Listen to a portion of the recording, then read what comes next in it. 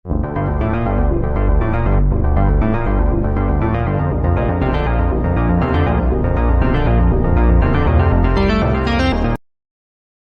Friends, வணக்கம். நம்ம சேனலை சப்ஸ்கிரைப் பண்ணாதவங்க சப்ஸ்கிரைப் பண்ணிக்கிங்க.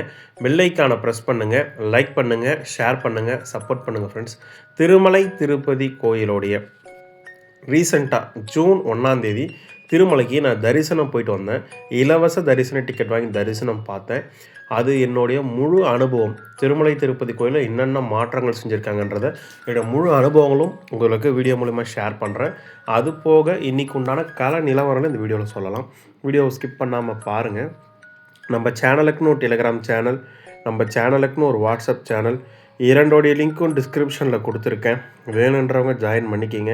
சமீபத்தில் யாராவது திருமலைக்கு தரிசனத்துக்கு போயிட்டு வந்தாங்க, நம்ம வீடியோவை பார்த்தீங்கன்னா உங்கள் அனுபவங்களை கண்டிப்பாக கமெண்ட் பாக்ஸில் ஷேர் பண்ணுங்கள் என்ற கோரிக்கையும் இந்த நேரத்தில் உங்கள்கிட்ட நான் முன்வைக்க விருப்பப்படுறேன்.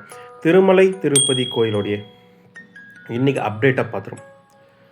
ஒரு நார்மலோட அதிகமான கூட்டம் இருக்குது. போன வாரம் வெள்ளிக்கிழமை தொடங்கின கூட்டம் இந்த வாரம் வெள்ளிக்கிழமை வரைக்கும் தொடருது. இந்த வாரம் வீக்கெண்ட் வரைக்கும் அந்த கூட்டம் இருக்கும் என்பதை நேரத்தில் உங்கள்கிட்ட தெரிய வச்சுக்கிறேன். மிக அளவு கடந்த பக்தர்கள் கூட்டம் இல்லைன்னு சொல்ல முடியலனாலும் ஒரு அதிகமான பக்தர்கள் கூட்டம் இருக்குது. திருமலை திருப்பதி கோயிலில் நேற்று சாமி தரிசனம் பார்த்தோடைய எண்ணிக்கை, அதாவது 2/7/2026 அன்று 66,304 பேர் தரிசனம் பார்த்ததாகும். 31,811 பேர் மொட்டை அடித்ததாகும். 4,51,00,000 உண்டியல் காணிக்க வந்ததாகும். 4,05,000 லட்டு விற்பனையானதாகும். 1,93,000 பேர் உங்களுக்கு அன்னப்பிரசாரம் சாப்பிட்டதாகும். 3,392 பேர் மெடிக்கல் ட்ரீட்மெண்ட் எடுத்ததாகும். 31 குடோன்களும் ஃபில் ஆகி கிருஷ்ண தேஜ சர்க்கிள்லேருந்து ஸ்டார்ட் ஆகுது. 12 மணி நேரம் தரிசனத்துக்கு ஆகுதுன்னு தேவஸ்தானம் சார்பாக சொல்லியிருக்காங்க என்பதை இந்நேரத்தில் உங்ககிட்ட நான் முன்வைக்க விருப்பப்படுறேன். இலவச தரிசன டிக்கெட் 2 நாட்களுக்கு பிறகு மீண்டும் நேற்று வழங்கப்பட்டது. நேற்று மதியம் 4 மணிக்கு இலவச தரிசன டிக்கெட் பக்தர்களுக்காக வழங்கப்பட்டது. 10,000 டிக்கெட் கொடுத்தாங்க. 3 இடங்களில் கொடுத்தாங்க. ரயில்வே ஸ்டேஷன் ஆப்போசிட்டில் இருக்க விஷ்ணுவாசம், பஸ் ஸ்டாண்டுக்கு ஆப்போசிட்டில் சீனிவாசன் காம்ப்ளெக்ஸ், அலிப்பிரி நடைபாதை கிட்ட இருக்க பூதேவி காம்ப்ளெக்ஸ், 3 இடங்களையும் 10,000 டிக்கெட் கொடுத்தாங்க. 3 இடங்களும் சேர்ந்து தான் 10,000 டிக்கெட். 4 மணிக்கு கொடுக்கப்பட்ட டிக்கெட் இரவு 9 மணிக்கெலாம் காலி ஆகிடுச்சு என்பதையும் இந்த நேரத்தில் உங்கள்கிட்ட தெரிவிச்சுக்கிறேன். இன்றைக்கி 4 மணிக்கு தான் கொடுப்பாங்களான்னு கேட்டால் கிடையாது. 1 மணி முதல் 4 மணிக்குள் எப்போ வேணால் வழங்கப்படும் என்பதையும் நேரத்தில் உங்கள்கிட்ட தெரிவிச்சுக்கிறேன். ஸ்ரீவாரிமட்டு வழியாக போகிறவங்களுக்கு திவ்ய தரிசன டிக்கெட் திருப்பதியில் இருக்க பூதேவி காம்ப்ளெக்ஸில் 4 மணிக்கு 2,000 டிக்கெட் கொடுத்தாங்க. 10:47 தான் காலியாச்சு. என்னங்க இவ்வளோ நேரம் இருந்திருக்குன்னு கேட்டிங்கன்னா, டிக்கெட் கொடுக்குற நேரம் யாருக்கும் தெரியல. சடனாக கொடுத்தனால பக்தர்கள் கொஞ்சம் கம்மியாக தான் இருந்தாங்க என்பதையும் நேரத்தில் உங்கள்கிட்ட நான் பதிவு செஞ்சுக்க விருப்பப்படுறேன். அடுத்தபடியாக தற்பொழுது டிக்கெட் இல்லாத இலவச தரிசனத்தில் 13,367 பேர் குடோனில் காத்திருப்பதாகும். இன்று காலை முதல் 13,950 பேர் தரிசனம் முடிச்சுட்டாங்க என்றும் 2,683 பேர் இன்னும் தரிசனம் பார்க்க வைக்கலான்னு இருக்கான்னு தேவஸ்தானம் சார்பாக சொல்லியிருக்காங்க.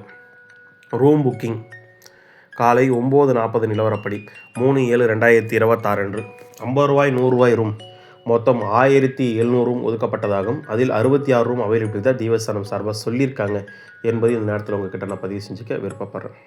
இப்போ தரிசன அனுபவங்களை பற்றி சொல்லலாம்.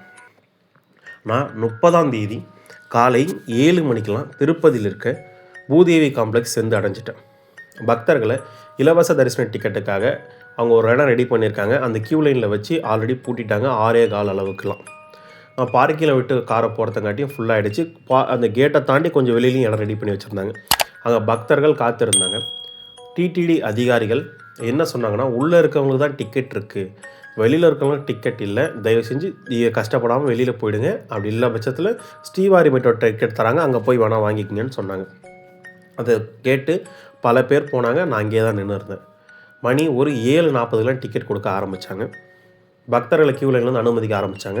அந்த டிடிடி அதிகாரியை வந்து கேட்டை திறந்து இருக்கிறவங்க உள்ளே விட்டு அனுப்பிச்சார். லைனில் போயிட்டே இருந்தோம். இன்னொரு அதிகாரி ஒருத்தர் வந்து சொன்னார், டிக்கெட் இருக்கவங்களுக்கு இருக்குமான்னு தெரியல, கூட்டம் ரொம்ப அதிகமாக இருக்குது, கொஞ்சம் ஃபாஸ்ட்டாக போய் டிக்கெட்டை வாங்கிக்கிங்கன்னு சொன்னாங்க. இது ஒரு தேவையற்றதுன்னு நான் நினைக்கிறேன். ஏன்னா அந்த வார்த்தையை சொன்னதுக்கப்புறம் அந்த கியூ லைனில் அந்த பக்தர்கள் என்ன பண்ணுறாங்க, எல்லாரையும் நசுக்கி பிழிஞ்சி தள்ளி விட்டுன்னு ஓடுறாங்க. வயசானவங்க, பெரியவங்க, குழந்தைங்க பார்க்குறதுலாம் இல்லை. அதே மாதிரி அந்த லக்கேஜை வைக்க இடம் இல்லாமல் ஒவ்வொருத்தவங்களும் நார்த் இந்தியன்ஸ் வர்றவங்க ஒவ்வொருத்தவங்களும் ஒரு பெட்டி வச்சுருக்காங்க, ட்ராலி பெட்டி. அதை எல்லாரும் கால்லையும் போட்டு இழுத்து தள்ளி உடச்சின்னு ஓடுறாங்க. இது ஒரு மிக பதட்டமான நிலையாக அந்த இடத்துல இருக்குது. நான் போனேன், டிக்கெட் இருந்துச்சு. எனக்கு ஒரு 3000 டிக்கெட் கிடச்சி. நைட்டு 10 மணி பிஎம் கிடச்சி. நான் வாங்கிட்டு வெளியில் வந்துட்டேன். வந்துட்டு டிஃபனை முடிச்சுட்டு அலிப்பிரி செக் போஸ்ட்டுக்கு நான் போனேன். 10:15க்கு போனேன் அலிப்பிரி செக் போஸ்ட்டுக்கு. 11:30 வரைக்குமே நான் அங்கேயே தான் இருக்கேன். அதாவது 1 மணி நேரத்துக்கு மேலே பயங்கர டிராஃபிக். எனக்கு முன்னாடி ஒரு 15 வண்டிக்கிட்ட நிற்கிது. அது மாதிரி ஒரு 10 ரூபா இருக்குது. 10 ரூபாலையும் பக்தர்கள் வண்டியாக நிற்கிது. செக்கிங் பண்ணி அனுப்புறதுக்கு ஆல்மோஸ்ட் 1.5 மணி நேரத்துக்கிட்ட ஆகிடுச்சு. அந்த செக்கிங்கை முடிச்சுட்டு திருமலைக்கு நான் போனேன். திருமலைக்கு நான் போயிட்டு ரூம் புக்கிங் வாங்க போகும்போது மணி வந்து 12:05 சிஆர்ஓ ஆஃபீஸில் ரூம் புக்கிங் கொடுத்துட்டு இருந்தாங்க. ஒரு 1.5 மணி நேரம் லைனில் இன்னும் ரூம் புக்கிங் ஒரு 1:25க்கு என்னமோ வாங்கினேன். ரூம் புக்கிங்கை வாங்கிட்டு உங்கள் ரூம் அலோகேஷன் வந்து 4 மணிக்கு தான் கிடைக்குன்னு அந்த டிக்கெட்லேயே கொடுத்துருந்தாங்க. சிஆர் ஆஃபீஸர் நானும் வெயிட் பண்ணியிருந்தேன். 6:45 தான் எனக்கு ரூம் அலோகேஷனே நடந்தது. எனக்கு ஏஎன்சியில் ரூம் கிடச்சிது. ஏஎன்சியில் போய் நான் ரூம் வாங்கினேன். நிறைய பேர் என்ன பண்ணுறீங்க, ஒரு தவறுதான விஷயம் நான் அங்கேருந்து பார்த்தது, அந்த ரூம் ரிசிப்டை வாங்கிடுறீங்க. அந்த ரூம் செக் பண்ணாமல் நீங்கள் மட்டும் போயிடுறீங்க. அதாவது ஒரு ரூம் இப்போ எனக்கு 6:35 ரூம் அலோகேட் ஆகுதுன்னா 15லேருந்து 20 நிமிஷத்துக்குள்ளே நான் போய் அந்த ரூமை வாங்கிடணும். அப்படி வாங்கலாம் ரூம் கேன்சல் ஆகிடும். நீங்கள் அவ்வளோ நேரம் லைனில் நின்று வாங்கின ரூம் வேஸ்ட்டு என்பதையும் இந்த நேரத்தில் உங்கள்கிட்ட பதிவு செஞ்சுக்கிறேன். தயவு செஞ்சு பக்தர்களாகி நீங்கள் புரிஞ்சுக்கிங்க. ₹500 டெபாசிட் அமௌண்ட் 50,000 ரூம் எனக்கு கிடச்சிது.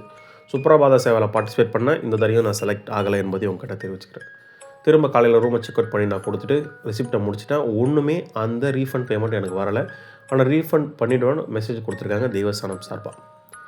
க்யூ லைனில் ஃப்ரீ தர்ஷனுக்காக காலையில் ஒரு 9:30 மணிக்கெலாம் போயிருந்தேன். அதாவது இரவு 10 மணி ஸ்லட் தான். ஆனால் காலைல 9:30 மணிக்கெலாம் அலோவ் பண்ணாங்க. ஆல்மோஸ்ட் சரசரன்னு க்யூ போச்சு.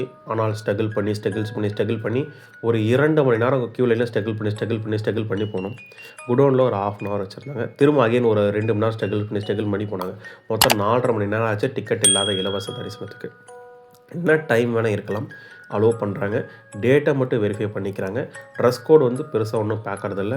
ஷால் மட்டும் இருக்கணுன்ற போல கேட்குறாங்க. வேறு ஒன்றும் ட்ரெஸ் கோடை பற்றி அவங்க பேசலை என்பதை நேரத்தில் உங்களுக்கு நான் தெரிவிச்சுக்கிறேன்.